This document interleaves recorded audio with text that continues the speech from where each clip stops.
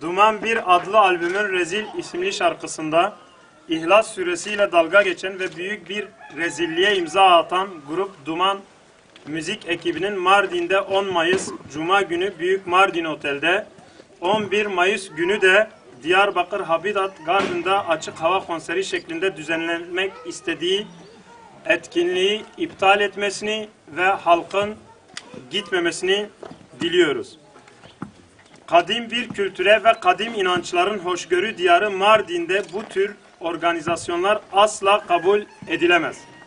Duman 1 albümünün Rezil şarkısında İhlas suresinin ayetlerini lem yelid ve lem yulad olan 3. ayetini lem yelid ve löp yutar şeklinde tahrif ederek sadece Müslümanların dini inançlarıyla değil, Allah inancı olan tüm inanç sahipleriyle alay edip saygısızlık etmişlerdir.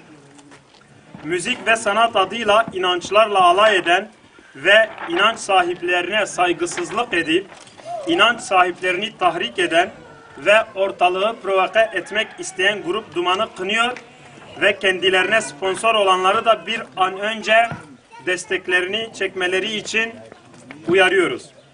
Asırlardır dumansız bir hayat yaşayan Mardin, Diyarbakır gibi önemli şehirlerde bu kritik günlerde zehirli duman solumak istemiyor.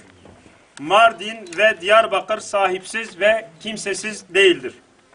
Bu temiz, saf ve inançlarla kutsanmış kadim topraklarda zehirli duman değil, barış, sevgi ve kardeşlik dolu temiz bir hava teneffüs etmek istiyoruz.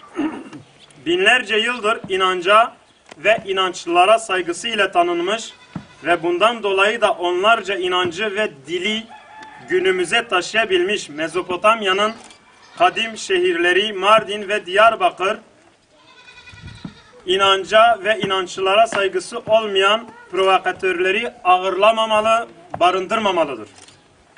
Peygamberimizin İhlas suresi için Kur'an'ın 1/3'e denktir buyurduğu ve Allah'ın tek olduğuna, doğurmayan, doğrulmamış olduğuna vurgu yapan, sureyi saygısızca tahrif eden bir rock grubunun Mardin'imizde, Diyarbakır'ımızda konser veremeyeceğini ilan etmek istiyoruz. Kahrolsun duman, kahrolsun duman, kahrolsun duman, kahrolsun duman, kahrolsun duman, kahrolsun duman, kahrolsun duman.